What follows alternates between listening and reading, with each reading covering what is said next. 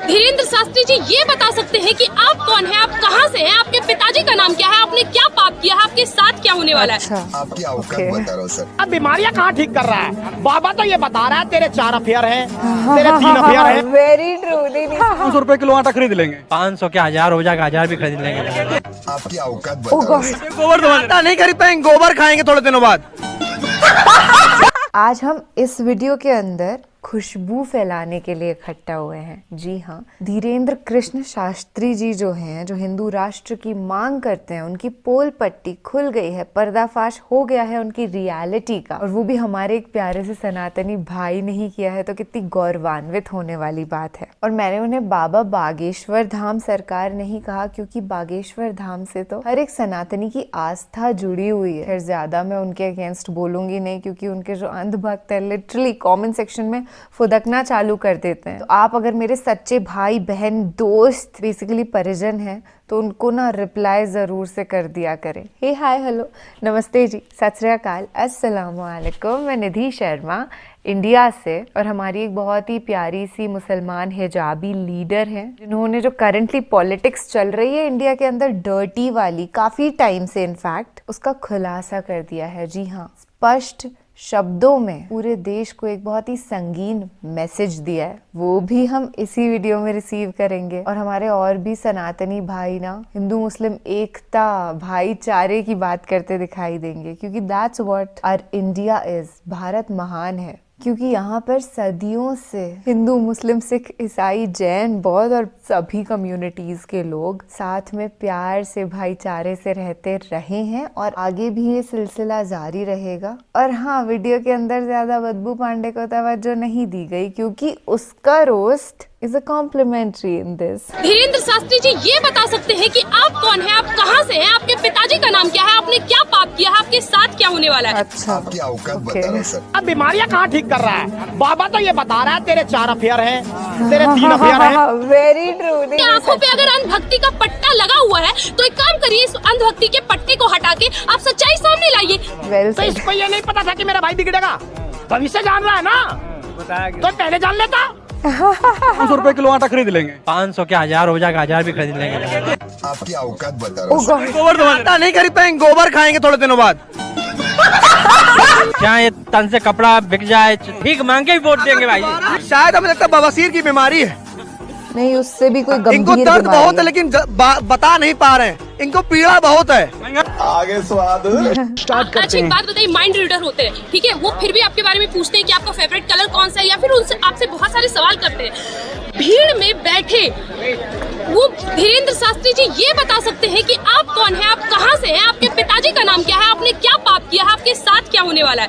ये mind reader, ये भगवान का दिया हुआ एक चमत्कार होता है, और ऐसे चमत्कार पर केवल वही सनातनी भरोसा करता है जिसने अपने वेद पुराण ग्रंथ महाभारत रामायण अच्छी तरीके से पढ़कर समझा होगा। कोई क्लियर वर्ड में बोले तो कोई अंधभक्त चमचे ये सब नहीं समझ सकते कि सनातन धर्म का मतलब क्या होता है। रुको जरा, सबर करो। बाबा बीमारियां कहाँ ठीक कर रहा है? बाबा तो ये बता रहा है तेरे 4 अफेयर हैं, तेरे 3 अफेयर हैं। अरे इस देश में किसके कितने अफेयर हैं? एक सन्यासी आदमी जिसने गृह त्याग कर दिया, वो तय करेगा। बाबा सीएम भी बन रहे हैं, बाबा आसाराम भी बने थे, बाबा राम रहीम भी बने थे, और एक बाबा तो गजब का ही निकला। भारत से भागने के बाद ये कह रहा है कि मैंने तो अपना अलग ही राष्ट्र बसा लिया। बाद ये कह रहा है कि मैंने तो अपना अलग ही राष्ट्र बसा लिया। तो मतलब हाँ, मैं भी समर्थन कर रही हूँ बागेश्वर धाम का। मैं भी अंधभक्त हूँ, चलो ठीक है, मान लिया मैं अंधभक्त हूँ। ऐसे भी भगवान के भक्त होते, नेता के तो चमचे होते ही हैं। हम तो है भाई अंधभक्त, हम तो है भाई अंधभक्त। कैसी लगी? आगे स्वाद। लेकिन मुझे एक बात बताइए, ये अंधभक्ति को आप भस्म क्यों नहीं कर रहे हैं? मेरे आंखों पे अगर अंधभक्ति का पट्टा लगा हुआ है, तो एक काम करिए, इस अंधभक्ति के पट्टे को हटा के आप सच्चाई सामने लाइए। करिए, इस अंधभक्ति के पट्टे को हटा के आप सच्चाई सामने लाइए। रुको जरा, सबर करो। बाबा को भविष्य का पता है, तो बाबा ने इस देश को क्यों नहीं बताया कि 15 दिन बाद यूक्रेन का युद्ध शुरू होने वाला है, वहाँ से बच्चों को बाहर निकाल रहा हूँ, हमारे बच्चे फंस जाएंगे। अगर बाबा भविष्य जानते थे, तो बाबा ने ये क्यों नहीं बताया कि अभी अफ्रीकन कंट्रीज में युद्ध होने वाला है, वहाँ से बच्चे हम अभी निकाल रहे हैं। बाबा ने इस देश को क्यों नहीं बताया कि अभी पहाड़ी इलाके में जमीनें खिसकना शुरू करेंगी, लोगों के घर टूट जाएंगे, वहाँ कोई बड़ी अनहोनी हो सकती है। क्या बाबा जानते हुए भी इस देश का नुकसान चाहते हैं? नहीं नहीं, सही बोला है उन्होंने, बिल्कुल सही है। 100 रुपए किलो आटा खा लेंगे आप? खा लेंगे भाई साहब हम तो। 35 नहीं 100 रुपए किलो खा लेंगे। हाँ 100 रुपया खा लेंगे भाई। 100 रुपए किलो आटा खा लेंगे। 100 रुपया किलो। कौन से नशे करे हो गया इन्होंने? था। 500 भी खाएंगे, लेकिन वोट भाजपा को ही देंगे। वोट भाजपा को देंगे। आपकी औकात बता रहा हूँ सर। आटा नहीं खाएंगे, ये गोबर खाते हैं। गोबर खाते हैं। मुझे लगता है बवासीर की बीमारी है। हाय, हाँ, इनको दर्द बहुत है लेकिन बता नहीं पा रहे हैं। इनको पीड़ा बहुत है महंगाई से। हाँ, बहुत पीड़ा है इनको। चेहरा बता रहा है लेकिन बहुत भक्ति निकल रही है। किलो आटा है, महंगा नहीं लगता है। हमको नहीं लगता महंगाई। 100 रुपए किलो ले लोगे? 100 ले लेंगे, 100 हो गया 500 ले लेंगे। चाहे भाई तन से मेरे। कपड़ा बिक जाए, चप्पल जो हट जाए, चप्पल भी उतर कहना चाह रहे हैं। हाँ चप्पल उतर जाए, चप्पल उतर जाए। आएंगे क्या? हैं? आएंगे क्या? बीजेपी वोट देंगे भाई हम। बीजेपी वोट देंगे। बीजेपी वोट देंगे। तन से कपड़ा उतर जाए, बीजेपी को वोट देंगे। हाँ बिल्कुल देंगे भाई साहब। अभी बदत है भाई, अभी बदत है। मोदी की भक्ति का चश्मा लगा हुआ है, इसको उतार लीजिए, वरना शादी के बाद भीख मांगेंगे, वरना शादी के बाद भीख मांगेंगे। भाई काश हम उतर तो जाए। भीख मांग के ही वोट देंगे भाई। भीख भी मांग लेंगे। हाँ भीख भी मांग लेंगे भाई हम। नहीं नहीं, at this point I don't feel like laughing, man. That was petrol 100 के आसपास हो गया तो आपको महंगा नहीं लगता? अरे भाई 200 हो जाए, जिसको महंगा लगे तो पुरानी जगह की तरह पैदल चले, और क्या करेगा? इसको महंगा लगे पैदल चले, और क्या ना, गाली छोड़ दे। जी। अरे रे, रुको डिक्टेटरशिप जरा, को सपोर्ट कर सबर रहे हैं करो। ये लोग। अपनी गाड़ी भी बेचेंगे और पैदल चलेंगे, ये चप्पल भी उतर जाएंगे, नंगे पैर चलेंगे, छाले पड़ जाएंगे, लेकिन दिन भर मोदी मोदी करेंगे। बवासीर की बीमारी है शायद, बवासीर की बीमारी है शायद। नफरत की बीमारी है सर। बहुत ये मोटे गिलास का चश्मा लगा है भक्ति का, इनके ऊपर बहुत मोटे गिलास का, उतरेगा नहीं आसानी से। जब तक खुद के पेट पर लात नहीं पड़ेगी तब तक उतरेगा नहीं। नहीं नहीं, सही जब बोला। तक खुद के पेट पर लात नहीं पड़ेगी तब तक उतरेगा नहीं। True words. ये बड़ी अच्छी बात कही है। तो होना चाहिए और खोद के निकालो। अगर निकल गया किसी का शरीर तो रख लेना, और नहीं तो निकलेंगे तो वहाँ से शिवलिंग। तो क्या हर जगह मंदिर है क्या? हर जगह मस्जिद है क्या? अबे हर जगह मस्जिद है। क्या हो गया आपकी इसको औकात यार? बता रहा हूँ सर। बुरा नहीं मानना यार सर। ये- देश बचा ही नहीं है, और रोजगार के नाम पर कुछ नहीं है, शिक्षा के नाम पर कुछ नहीं है, सुरक्षा के नाम पर कुछ नहीं है। इनको चाहिए मंदिर मस्जिद, मंदिर मस्जिद, मंदिर मस्जिद। सिर्फ धन का चश्मा पहनाकर लोगों को बेवकूफ बनाना, ये है राजनीति। ये बड़ी अच्छी बात कही है। नहीं नहीं, बीजेपी बहुत वालों के पास यही काम perfect। रह गया, खाली हिंदू मुसलमान हिंदू मुसलमान। 99% कांग्रेस ने ही देश को आज इतना डेवलप कर दिया है। कांग्रेस ने हिंदू मुसलमान नहीं किया भैया, कांग्रेस ने सिर्फ मुसलमान मुसलमान किया है, इसलिए फिर हिंदू राष्ट्र ना बनने की बात करें। हिंदू राष्ट्र क्यों बनना चाहिए यार? अब क्यों बनना चाहिए? आप लड़ने से कोई फायदा है? ये तो उसी टाइम 1947 में हो सकता था। ये तो उसी टाइम 1947 में हो सकता था। ये बड़ी अच्छी बात कही है।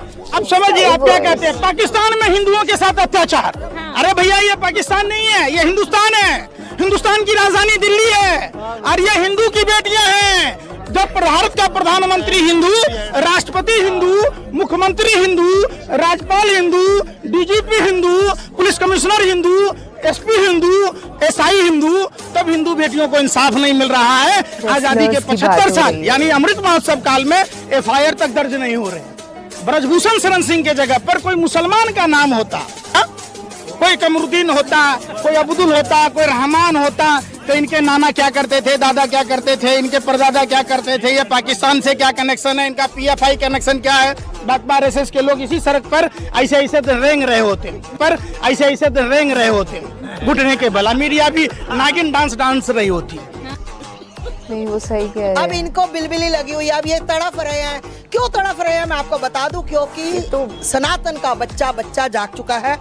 सनातन के बच्चे को जाग चुका है। बच्चा जान चुका है कि सनातन का जो रखवाले हैं वो हमारे बीजेपी वाले हैं। सनातन के रखवाले वो बीजेपी वाले हैं, क्योंकि एक बीजेपी ऐसी है जो सनातन का अच्छा चाहती है। एक बीजेपी ऐसी है जो सनातन का अच्छा चाहती है। रुको जरा, सबर करो। तो निश्चित तौर पर आप गोबर को च्यवनप्राश समझकर खाते हैं। बेटियां चाहे पंडित की हो या मौलाना की हो, इसको जाति और धर्म, भाषा, प्रांत से जोड़कर अगर आप देखते हैं तो निश्चित तौर पर आप गोबर को च्यवनप्राश समझकर खाते हैं। आपके दिमाग में गुस्सा भरा है। जैसे गोबर एक ऑलराउंडर पदार्थ है, समझिए ना कि अगर वही खेत में पड़ता है तो खाद का काम करता है, चूल्हा में पड़ता है तो ईंधन का काम करता है, और जब दिमाग में बढ़ता है तो वही अंधभक्त पैदा होता है और जब दिमाग में बढ़ता है तो वही अंधभक्त पैदा होता है। समझिए, है तो गोबर ही ना। अब गोबर का हलवा तो बनेगा नहीं, ड्राई फ्रूट डाल दीजिए, घी डालिए, शक्कर डालिए, कुछ भी डाल दीजिए, पंचमेवा डाल दीजिए, हलवा नहीं बनेगा। बनेगा तो सूजी का ही, बेसन का ही बनेगा। ये बड़ी अच्छी बात कही है। Thank you so much sir, आपने इतनी पते की बात कही कि इंसाफ नहीं मिला हमारी रेसलर्स को। तो हिंदू थी, फिर उनको क्यों नहीं इंसाफ मिला? क्योंकि हमारे देश के नेता हिंदुओं के साथ भी नहीं है, ये सच्चाई है। जिस दिन कट्टरपंथी अंधभक्तों की आंखें खुल जाएंगी ना कि सिर्फ उनको बेरोजगार, अनपढ़ और ब्लाइंड फॉलोवर बनाया जा रहा है और ये पॉलिटिकल लीडर्स उनके साथ भी नहीं है, तब देश में से बीजेपी का ऐसे सफाया होगा ना, पता ही नहीं चलेगा कहाँ हमारे मोदी जी गायब हो जाएंगे उस टाइम पे, राइट। काश ऐसे सभी की आंखें खुल जाएं, पर जब भी देश की उन पहलवान बेटियों की याद आती है ना तो दिल बड़ा दुखता है कि उन्होंने इतना प्रोटेस्ट करा, इतनी मेहनत करी अपने राइट्स हासिल करने के लिए, जो गुनहगार था उसको सजा दिलवाने के लिए, पर अफसोस की बात यही है कि उनको मार पीट करके उधर से भगा दिया गया। लिटरली उनको इस तरीके से मार पड़ी है कि उनके खून तक निकल आए। Situation that our country is facing right now, it's horrific. और देश के हर सिटीजन को, हर नागरिक को ध्यान देना पड़ेगा इस बात पर, गौर करना पड़ेगा कि कैसी गंदी राजनीति हमारी सरकार ने फैलाई है हिंदू मुसलमान करने की, डिवाइड एंड रूल करने की। और मैं आपको गारंटी से कह सकती हूँ कि आप एक बार ना कमेंट सेक्शन स्क्रॉल करके देखिएगा, अंधभक्त वहां पे भी एग्जिस्ट करेंगे। इतना सब कुछ देखने, सुनने, समझने के बाद भी उनकी आंखों पे से ये पट्टी हटने नहीं वाली हरगिज। तो हम तो भगवान से यही प्रार्थना करते हैं कि सभी इंसानों को सद्बुद्धि दे। अल्लाह सुभान व तआला से दुआ मांगते हैं कि हिदायत नसीब फरमाए और हमारे देश भारत की चैन, शांति, सुख, अमन के लिए भी हम हमेशा दुआ मांगेंगे, कामना करेंगे। आई होप आने वाला कल आज से ज़्यादा बेहतर होगा। और हाँ, हम ऐसे सच के, हक के वीडियोस के साथ सामने आते रहेंगे और अपनी विचारधारा दर्शाते रहेंगे। चलिए फिलहाल आपसे लेते हैं इजाज़त। ख्याल रखिएगा अपना और अपने सभी घर वालों का, और महफूज रहिएगा क्योंकि आप कीमती नहीं हैं, अनमोल हैं। So take care of yourself. Allah हाफिज। निधि शर्मा जी नमस्कार। मगर बात सद्बुद्धि की नहीं रही है, अब बात एक प्रश्न की है कि अगर मनुष्य बच्चे पैदा ना करे तो ना तो कोई गरीब के घर पैदा होगा और ना ही अमीर के घर, क्योंकि परिवार नियोजन की खोज 1952 में हो चुकी है और फिर भी हमारी आबादी 1959 या 1960 के आसपास 300 करोड़ हुई थी, जो आबादी 63 वर्षों बाद 2022 में 800 करोड़ हो गई। यह आबादी क्यों बढ़ी, इसका उत्तर चाहिए। भारत के महाराष्ट्र में 3-4 साल की 2 बच्चियों का रेप हुआ है और कानून चाहता है कि शांति से बात हो। मैं पूछना चाहता हूँ, क्या ऐसे कानून बनाए हैं मनुष्य समाज ने, वो भी भारत में, जहाँ श्री राम और श्री कृष्ण जी की बातें होती हैं। शांति से बात करके ही तो यह दिन देखना पड़ रहा है।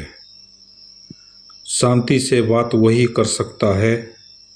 माफ़ी चाहूँगा, मैं नहीं कहूँगा, क्योंकि मैं तो अकेला हूँ। आप ही कमेंट करें। जिस दिन मेरे चैनल पर मेरा साथ देने वाले होंगे, मैं उस दिन बोलूँगा। पहले मुझे जाने और पहचाने मेरे चैनल पर जाकर। आपको कुछ नए सवाल मिलेंगे और कुछ नए जवाब। धन्यवाद।